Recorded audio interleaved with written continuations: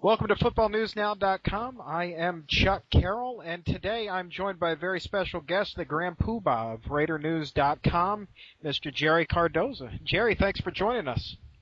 Well, you're very welcome, and it's nice to be with you, Chuck. You obviously are a all things Raider aficionado. You are my go-to source for any and all things Oakland, and very exciting year for you guys. New team, new attitude, and overall belief, not just with the fans, but within the media that the Raiders are back. I mean, just how good is this Raiders team this year, Jerry? Well, it's hard to say. I think we're much improved. I think our defense is going to surprise a lot of people. I think that's where we're going to be the strongest.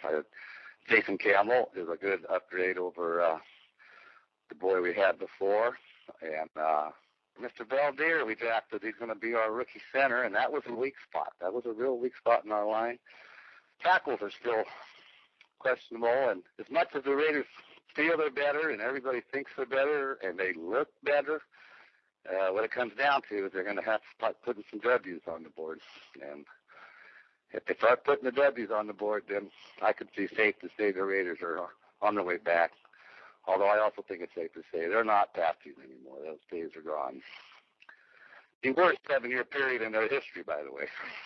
You alluded to it earlier. Jason Campbell, he already seems to have the support of the locker room and of course, the fans, and more so than Jamarcus Russell ever did. I mean, what type of impact do you think that he's going to have, and how important is it for Campbell to have his teammates on his side? Well, I think it's extremely important because the other fella had no support in the locker room. He had no support in the stadium. And, I mean, we're talking zero. And Campbell's just the opposite. And he's taken charge. He's showing a lot of leadership skills. And the players back him. The fans back him. And that is critical, I think, to him getting started. I think it takes time whenever you go into a new team and a new offense. I'm thinking maybe the first 6 weeks will be a big, sharp learning curve, and then we'll know about mid-season how well Jason's adapted to the Raiders and how well the Raiders have adapted to Jason. But as far as leadership goes and work ethic and character, he's passed everything with flying colors so far. Now, would you say that he is the single biggest improvement for the team this offseason? Well, that'll remains to be seen. It probably is, but also picking up Orlando McClain, Lamar Houston, Quentin Daly from Cleveland, and Groves from Jacksonville, and Henderson from Jacksonville.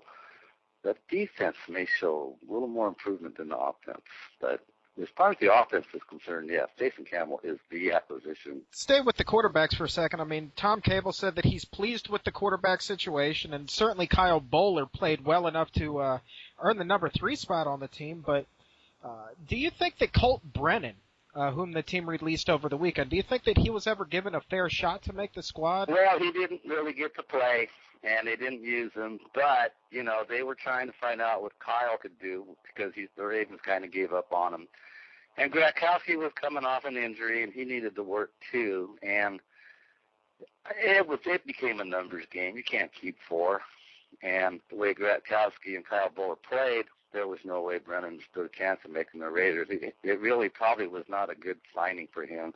There probably would have been some other teams he may have had a better chance of making. But Gronkowski and Kyle Bowler had a great preseason. And then Gronkowski, he only played the last 2 games, and he looked sharp. So, in fact, right now, the 3 quarterbacks on the team, as far as the way they played in preseason, they was all pretty much identical. Let's talk about those cuts other than Colt Brennan. I mean, in your eyes, who was the biggest surprise that got released from the Raiders Saturday?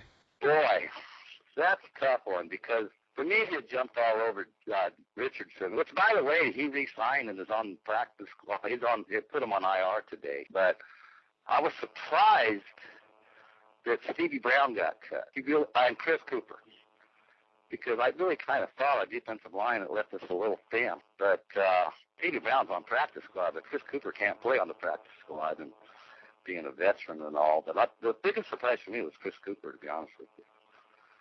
I really thought he played well. He'd been a Raider before, and maybe there's something we don't know. We're not there every day of practice, so we're not sure what, we're not privy to what's really going on. But it might have just been a numbers game again.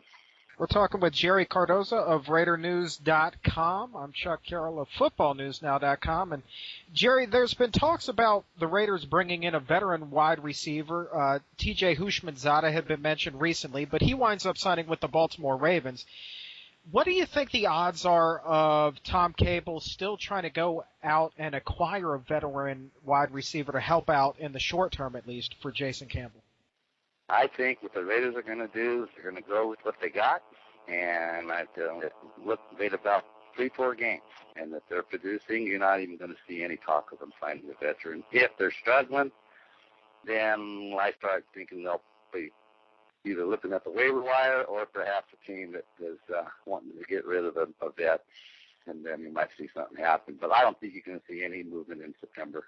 And now, you talked about it earlier. I mean, with the exception of the Week 2 matchup against the St. Louis Rams, I mean, the Raiders have a pretty tough schedule through the first 2 months of the season. How important is it for them to get off to a good start, and do you think that they're going to be ready right out of the gate? Well, I think they'll be ready, but it's still critical when they get off to a good start. I would think that 3-3, if they get off to a 3-3 start, then I think that will be an excellent start compared to the way they played in recent years. If they get off to a 1-5, 2-4, then we'll see if this new team's any different and made of different character. All right, last question for you, the biggest question. Is all things Raiders from RaiderNews.com. Jerry Cardoza on the hot seat here. What is your prediction for the Raiders season? Where do they finish in the division, and what will their record be? Okay, I really think they're going to finish second in the division. I don't expect much from Kansas City. I think Denver has more problems than they know what to do with. San Diego definitely still has the talent. And as far as one-loss record, I'm looking at the Raiders being 8-8, maybe 9-7. Do they sneak in as a wild card? I think they'll be close, but I think they'll just miss. That's Jerry Cardoza with RaiderNews.com. Get a chance, check it out for all things Oakland Raiders. Jerry, thank you very much for joining us. And thank you, Chuck. You're most welcome. It was my pleasure.